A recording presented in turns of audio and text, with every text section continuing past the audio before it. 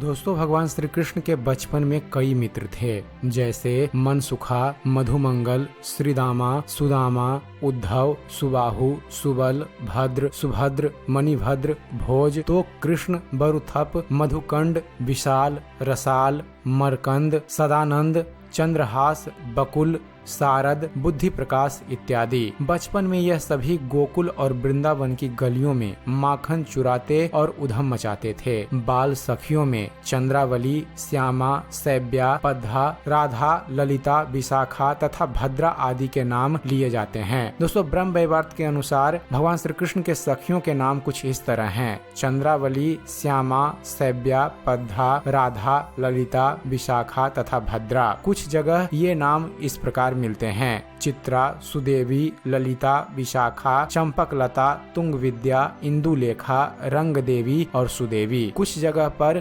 ललिता, विशाखा, चंपकलता, चित्रा देवी, तुंग विद्या, इंदुलेखा, रंग देवी और कृत्रिमा अर्थात मनेली, इनमें से कुछ नामों में अंतर है। आइए दोस्तों आज के अपने इस वीडियो में हम आपको भगवान श्री कृष्ण की सखी ललिता के बारे में कुछ रोचक जानकारी बतलाते हैं। दोस्तों पौराणिक ग्रंथों के अनुसार श्री राधा रानी की 8 सखियां थी। अष्ट सखियों के नाम हैं: पहला ललिता, दूसरा विशाखा, तीसरा चित्रा, चौथा इंदुलेखा, पांचवा चंपकलता, छठा रंग देवी, सातवां तुंग विद्या और 8वीं सुदेवी। दोस्तों राधा रानी की इन 8 सखियों को ही अष्ट सखी कहा जाता है। श्री धाम वृंदावन में इन अष्ट सखियों का एक मंदिर भी स्थित है। इस सखियों में सबसे करीबी ललिता थी। कहते हैं कि ललिता भी श्री कृष्ण से उतना ही प्रेम करती थी जितना कि श्री राधा रानी, परंतु ललिता ने अपने प्रेम को कभी भी अभिव्यक्त नहीं किया था। दोस्तों राधा और भगवान श्री कृष्ण के प्रेम और निकुंज लीलाओं की साक्षी थी ललिता। ललिता ने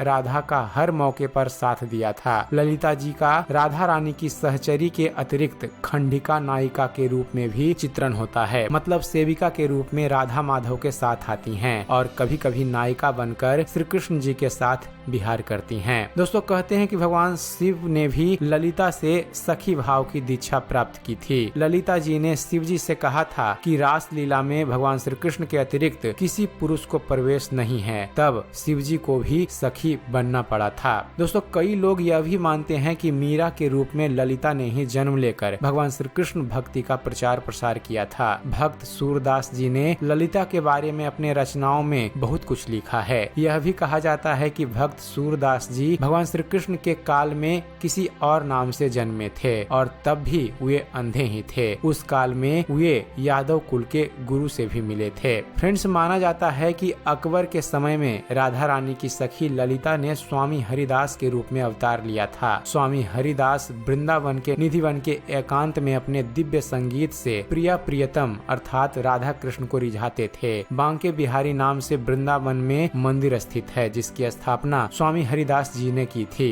तानसेन भी उनके संगीत और गायन के बहुत ही ज्यादा प्रभावित थे। और दोस्तों मथुरा जिले में बरसाना के ऊंचा गांव में ललिता अटोर नामक पहाड़ी पर ललिता का एक भव्य मंदिर बना हुआ है। इस मंदिर की जन्मोत्सव परंपरा के अनुसार 2021 में ललिता जी को हुए 5249 वर्ष हो चुके हैं। तो दोस्तों यह थी एक छोटी सी जानकारी भगवान श्री कृष्ण और राधा की सखी ललिता से जुड़ी हुई। उम्मीद करते हैं फ्रेंड्स आप सभी को हमारे वीडियो पसंद आया होगा। अगर वीडियो पसंद आया हो तो वीडियो को लाइक और शेयर करना ना भूलिएगा। और दोस्तों ऐसे ही धर्म और इतिहास से जुड़े हुए ज्ञानवर्धक वीडियो देखते रहने के लिए आप हमारे इस चैनल ज्ञान मंथन को सब्सक्राइब करना ना भूलिएगा। आप हमारे इस चैनल को सब्सक्राइब कीजिए और देखते रहिए, जानते रहिए। धन्यवाद। जय हिंद।